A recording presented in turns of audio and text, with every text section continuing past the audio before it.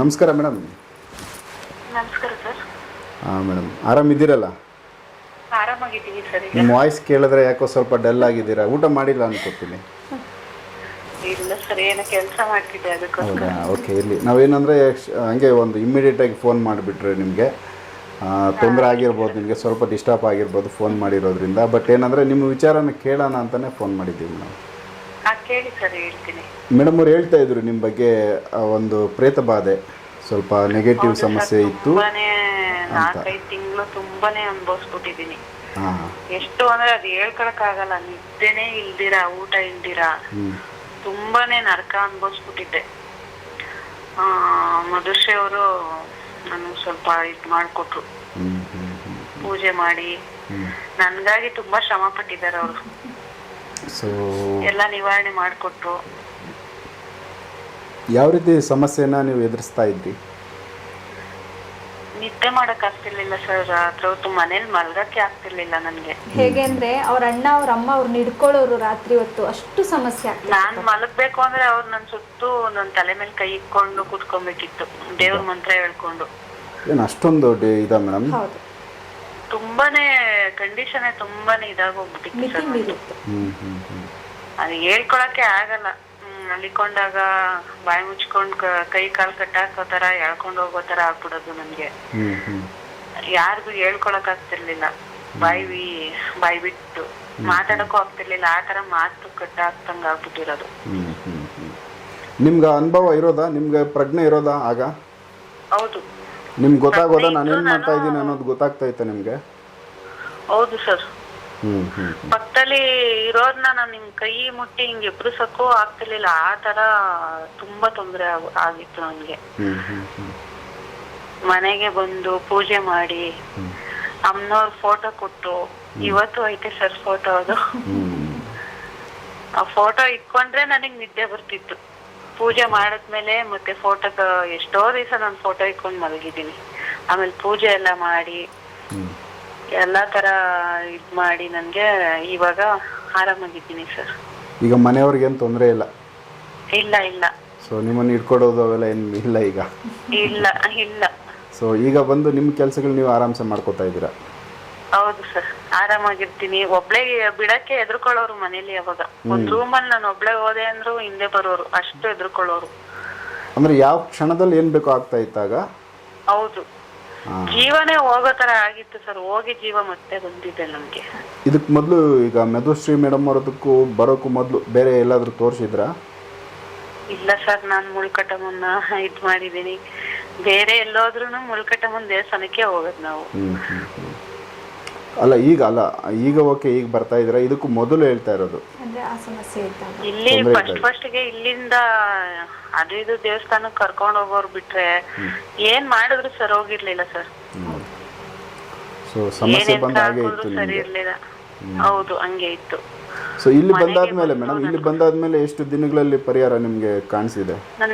ನನ್ ಬೇಗ ಹುಷಾರಾದೆ. ನಾನ್ ಜಾಸ್ತಿ ದಿವಸ ಹೆಣ್ಗಾಡ್ದೆ ಸರ್. 5-6 ತಿಂಗಳು ನನ್ಗೆ ತುಂಬಾನೇ ಕಾಡಿಸ್ಬಿಡ್ತು. ಕೊನೆಗೆ ಮಧುಶ್ರೀ ಅವ್ರ ಹತ್ರ ನಾನು ಹೀಲಿಂಗ್ ಮಾಡಿಸ್ಕೊಂಡೆ. ಎಲ್ಲಾ ತರನು ಮಾಡಿದ್ದಾರೆ ನನ್ಗೆ. ನಾನು ಅದಕ್ಕೆ ಹುಷಾರಾದೆ. ಎಷ್ಟು ದಿನಗಳಲ್ಲಿ ಹುಷಾರಾದ್ರಿ? ಬೇಗ ಆದ್ರೆ ಸರ್, ನನ್ಗೆ ನೆನಪಿಲ್ಲ ಜಾಸ್ತಿ. 2 ವರ್ಷ ಆಯ್ತು. ಹಳೇದು ನೀವು, ಹೌದು, ಹಳೆ ಕೇಸ್ ನೀವು. ಹೌದು. ಸೊ ಒಟ್ನಲ್ಲಿ ಈಗ ಆರಾಮಿದ್ದೀರಾ? 2 ವರ್ಷದಿಂದ ಮತ್ತೇನು ಆ ಥರ ತೊಂದರೆ ಆಗಿಲ್ಲ ನಿಮ್ಗೆ? ಇಲ್ಲ, ತೊಂದರೆ ಆಗಿಲ್ಲ. ಸೂಪರ್. ಸೊ ಒಳ್ಳೇದಾಯ್ತು. ಅವ್ರ ಮನೆಗೆ ನಾನು ಇದ್ದು ಎಷ್ಟೋ ದಿವಸ ನಿಮ್ದಿಯಾಗಿ ನಿದ್ದೆ ಮಾಡಿದ್ದೀನಿ ಸರ್. ನಿದ್ದೆ ಅನ್ನೋದೇ ನನ್ಗೆ ಮರ್ತೋಗ್ಬಿಟ್ಟಿತ್ತು. ಒಂಥರ ಊಟ ಇಲ್ದಂಗೆ ಹೆಂಗಾಗ್ತಾನೋ ಮನುಷ್ಯ, ನಿದ್ದೆ ಇಲ್ದಂಗೆ ನೆಮ್ಮದಿ ಇಲ್ದಂಗೆ ಹಂಗ ಆಗ್ಬಿಟ್ಟಿತ್ತು. ನಾನು ಅವ್ರ ಮನೇಲೇ ಇದ್ದು ನೆಮ್ಮದಿಯಾಗಿ ನಿದ್ದೆ ಮಾಡಿ ಬಂದಿದ್ದೀನಿ. ಸೊ ಈಗೆಲ್ಲ ಸಂತೋಷವಾಗಿದ್ದೀರಾ? ಕುಟುಂಬ ಆರಾಮಿದೆ ಈಗ? ಖುಷಿಯಾಗಿದ್ದೀವಿ ಸರ್. ಏನೋ ಆತರ ಪ್ರಾಬ್ಲಮ್ ಇಲ್ಲ. ಏನೇ ಸ್ವಲ್ಪ ಮೈಗೆ ಹುಷಾರಿಲ್ಲ ಅಂದ್ರೂ ನಾನು ಹೀಲಿಂಗ್ ಮಾಡ್ತಾರ ಅವ್ರೇನೆ. ಸೊ ಅಲ್ಲಿಂದಾನೆ ಎಲ್ಲಾದ್ರಲ್ಲೂ ನನ್ಗೆ ಅವರೇ ಇದ್ ಮಾಡ್ತಿದ್ದಾರೆ. ಅಂದ್ರೆ ನೀವು ಅಲ್ಲೇ ಇರ್ತೀರಾ, ಇವ್ರು ಇಲ್ಲೇ ಇರ್ತಾರೆ? ಇಲ್ಲಿಂದಾನೆ ನಿಮ್ಗೆ ಹೀಲಿಂಗ್ ಮಾಡಿ ಟ್ರೀಟ್ಮೆಂಟ್ ಒಂದು ಪರಿಹಾರ ಕೊಡ್ತಾರೆ? ಹೌದು ಸರ್. ಫಾಲೋಅಪ್ ಇದ್ದಾರೆ 2 ವರ್ಷದಿಂದನೂ ನಿಮ್ಮ ಜೊತೆ? ಹೌದು ಸರ್. ಒಳ್ಳೇದಾಯಿತು ನೀವು ಈ ವಿಚಾರಗಳನ್ನ ನಮ್ಮ ವೀಕ್ಷಕರ ಮುಂದೆ ಹೇಳಿ. ಸೊ ಸೊ ನೀವು ಹೀಗೆ ಹ್ಯಾಪಿಯಾಗಿರಲಿ, ನಿಮ್ಮ ಕುಟುಂಬ ಇನ್ನೂ ಒಳ್ಳೆಯದಾಗಲಿ ನಿಮಗೆ ಅಂತೇಳಿ ನಾವು ಕೇಳ್ಕೊತೀವಿ. So thank you sir. ನಮಸ್ಕಾರ. Thank you. ಓಕೆ ಮೇಡಮ್, ಈಗ ನೀವು ಹೇಳಿ ಇವ್ರದ್ದು ವಿಚಾರ. ಸೊ ಏನು ಇವ್ರದ್ದು ಪ್ರೇತ ಬಾಧೆ ಅಂತಂದರೆ ಯಾವ ಥರದ್ದು ಪ್ರೇತ ಬಾಧೆ ಅವ್ರು ಹಿಡ್ಕೋಬೇಕಾಗಿತ್ತು ಅಂತ ಹೇಳ್ತಾ ಇದ್ರು ಸರ್. ಇದು ಒಂದು ಆತ್ಮ ಸೇರಿರಲಿಲ್ಲ, 2-3 ಆತ್ಮಗಳು ಒಂದೇ ದೇಹದಲ್ಲಿ ಸೇರ್ಕೊಂಡಿತ್ತು. ಒಂದು ತಾನಾಗೆ ಬಂದು ಸೇರ್ಕೊಂಡ್ರೆ ಇನ್ನೆರಡು ಯಾರೋ ಬಿಟ್ಟಿದ್ದಿತ್ತು ಆತ್ಮಗಳನ್ನ ಬೇಕಂತ. ಈ ತರ ಪರಿಸ್ಥಿತಿ ಇತ್ತು. ಈ ಒಂದು ಆತ್ಮ ಸೇರಿದ್ರೆ ದೇಹಕ್ಕೆ ತಡ್ಕೊಳ್ಳೋ ಶಕ್ತಿ ಇರಲ್ಲ. 3-4 ಆತ್ಮ ಸೇರ್ಕೊಂಡಾಗ ಬಹಳಷ್ಟು ಕಷ್ಟ ಅನುಭವಿಸಿದ್ದಾರೆ. ರಾತ್ರಿ ಎಲ್ಲ ನಿದ್ದೆ ಮಾಡ್ದಲ್ಲೇ ಎಲ್ಲ ದೇವಸ್ಥಾನಗಳಲ್ಲಿ ಮುಂದೆ ಜಾಗ ಇದ್ರೆ ಅಲ್ಲೇ ಹೋಗಿ ನಿದ್ದೆ ಮಾಡಿಬಿಟ್ಟಿದ್ದಾರೆ. ಅಷ್ಟು ನೋವು ಅನುಭವಿಸ್ಬಿಟ್ಟಿದ್ದಾರೆ. ಅವರ ಅಣ್ಣ ಅವ್ರ ಅಮ್ಮ ಇವ್ರನ್ನ ಕಾಪಾಡ್ಕೊಳ್ಳೋಕೆ ಒಂದು ಸಾಧನೆ ಮಾಡಿಬಿಟ್ರು ಪಾಪ. ಎಷ್ಟೋ ರಾತ್ರಿಗಳು ನಿದ್ದೆ ಇಲ್ಲ, ಊಟ ಇಲ್ಲ, ಏನೋ ಅವರು ತುಂಬ ಅನುಭವಿಸಿದ್ರು. ಕ್ಷಣಕ್ಕೂ ನೋವು. ತಕ್ಷಣ ಯಾರೋ ಹಿಡ್ಕೊಂಡಂಗಾಗೋದು, ಬಿಟ್ಟಂಗಾಗೋದು, ಎಳೆದಂಗಾಗೋದು, ಉಸಿರು ಕಟ್ಟಿಸೋದು. ಒಟ್ಟಿನಲ್ಲಿ ಆತ್ಮಗಳೆಲ್ಲ ಸೇರಿ ಇವ್ರನ್ನ ಏನಾದರೂ ಮಾಡಬೇಕು ಅನ್ನೋ ಒಂದು ಇದರಲ್ಲೇ ಇದ್ದವು ನೋಡಿ. ಹೌದು, ಕುತ್ತಿಗೆ ಇಸ್ಕೊಬಿಡೋದು, ಮೇಲ್ ಬಂದು ಕೂತ್ಕೊಂಡ್ಬಿಡೋದು, ಇದೆಲ್ಲ ಮಾಡಿದಾಗ ಪಾಪ ಅಂದರೆ ಅವ್ರ ಅಣ್ಣ ಅಮ್ಮ ತುಂಬ ಸಪೋರ್ಟ್ ಮಾಡಿದ್ದಾರೆ ಅವ್ರಿಗೆ. ಅವರು ಇಲ್ಲ ಆಯಿತು ನನ್ನ ಕತೆ ಮುಗಿದು ಹೋಯ್ತು ಅಂದರು. ಆವಾಗ ಅವ್ರ ಮನೆಗೆ ನಾನು ಹೋಗಿ ದುರ್ಗಾದೇವಿನ ಅಲ್ಲಿ ಆಹ್ವಾನ ಮಾಡಿ ಪೂಜೆ ಮಾಡಿ ಅವ್ರನ್ನೇ ಕೂರಿಸಿ ಅಲ್ಲಿ ಪೂಜೆಗೆ ಎಲ್ಲ ಮಾಡಿಕೊಟ್ಟು ಬಂದು ಆಮೇಲೆ ಒಂದು 2-3 ದಿನ ನನ್ನ ಮನೇಲೂ ಇರಿಸ್ಕೊಂಡು ಎಲ್ಲ ಇದು ಮಾಡಿ ಮತ್ತೆ ಹೀಲಿಂಗ್ ಮಾಡಿ ಸರಿ ಮಾಡಿದೆ. ಒಟ್ಟಿನಲ್ಲಿ ಒಂದು ವಾರ 15 ದಿನದಲ್ಲಿ ತುಂಬ. ಯಾವ ಊರು ಮೇಡಮ್ ಇವರು? ಇವ್ರದ್ದು ಬೆಂಗಳೂರು. ಸೊ ನೀವು ಈಗ ಅವ್ರ ಮನೆಗೆ ಹೋಗಿದ್ರಿ. ಈಗ ಯಾರಾದರೂ ನಮ್ಮ ವೀಕ್ಷಕರಲ್ಲಿ ಯಾರಾದರೂ ಆ ಥರ ಸಮಸ್ಯೆ ಇದ್ದವರು ಸೊ ಅವ್ರ ಮನೆಗಳಿಗೆ ನಿಮ್ಮನ್ನು ಕರೆದ್ರೆ ನನ್ನ ದೇವಿ ಅಪ್ಪಣೆ ಕೊಡಬೇಕಾಗುತ್ತೆ. ಅವ್ರ ಅಪ್ಪಣೆ ಕೊಟ್ಟರೆ ನಾನು ಹೋಗ್ತೀನಿ, ಇಲ್ಲ ಅಂತಂದ್ರೆ ನಾನು ಹೋಗೋಕ್ಕಾಗಲ್ಲ, ಅವರೇ ಬರಬೇಕಾಗುತ್ತೆ.